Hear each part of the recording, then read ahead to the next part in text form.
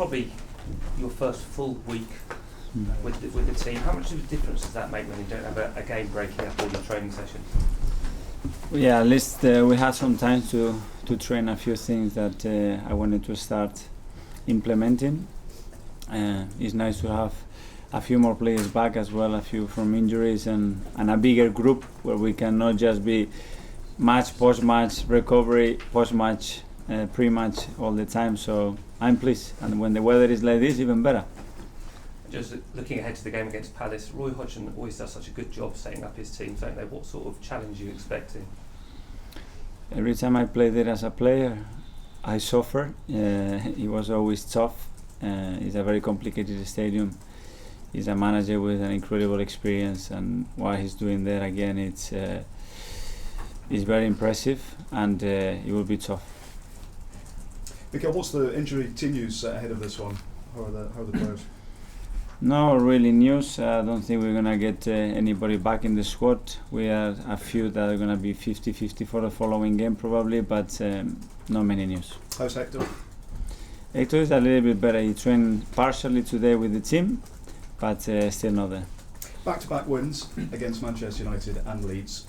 What do you think's changed since you took over?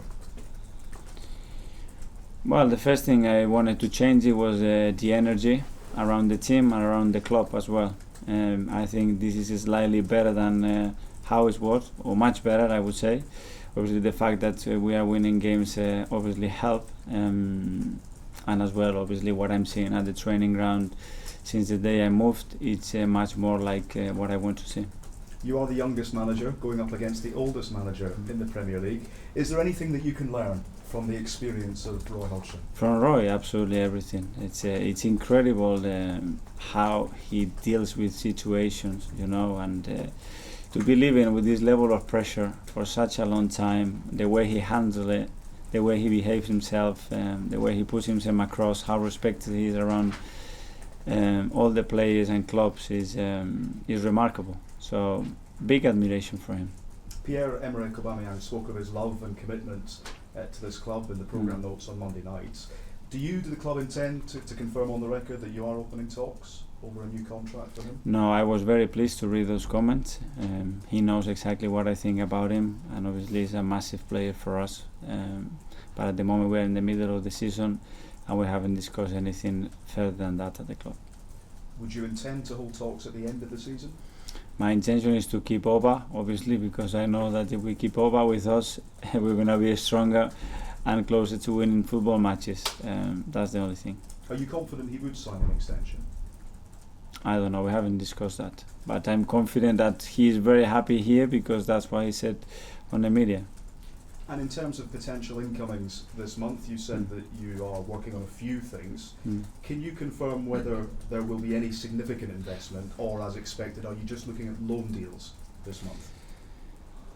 I don't know. I'm not expecting big things. I'm expecting big things about the players that I have at the moment, that the players that are recovering from injuries. That's the big expectations from my side are there. If we can find something to help us at the moment to go through the season in a more balanced way in certain areas, and it's helpful, we'll look at the options. But you are actively looking to strengthen? Yeah, we always have to be looking, because obviously we have some bad injuries that are going to be out for a long time, and we have to see if we can find options there.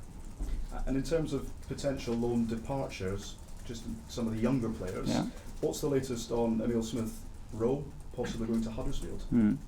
We are assessing the situation with 3 of them. We are evaluating all the offers that they have from different clubs, what will suit them more, and if it's the right time for them to make that step.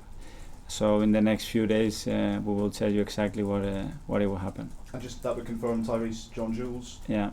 And Eddie? And with Eddie, it's the same situation. I sit down with him.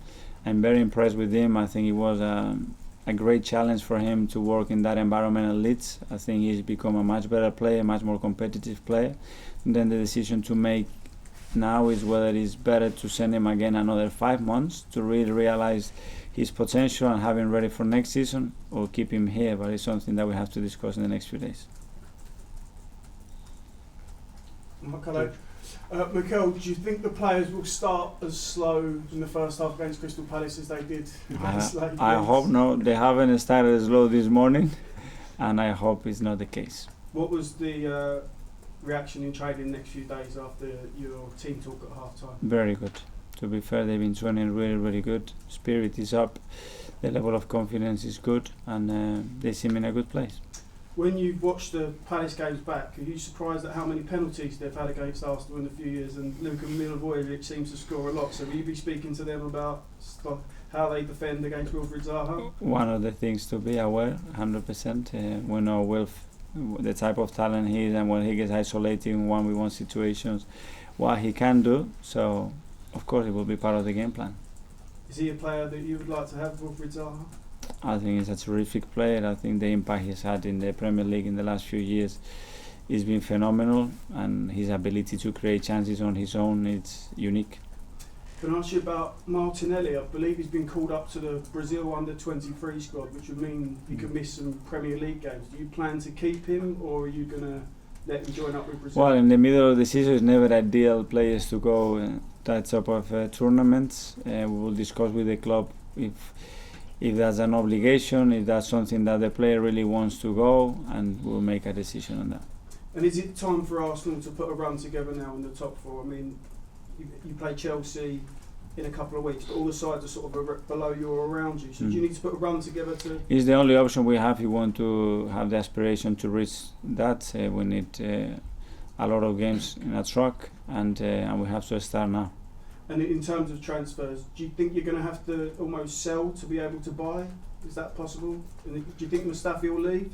We're not thinking to sell. There's nothing concrete at the moment on the table. As I said, I'm focused on the player that we have now, and you know, this transfer window is a little bit tricky, and things might come at the end, but I don't know in which way. Thank you. Thank you. Okay.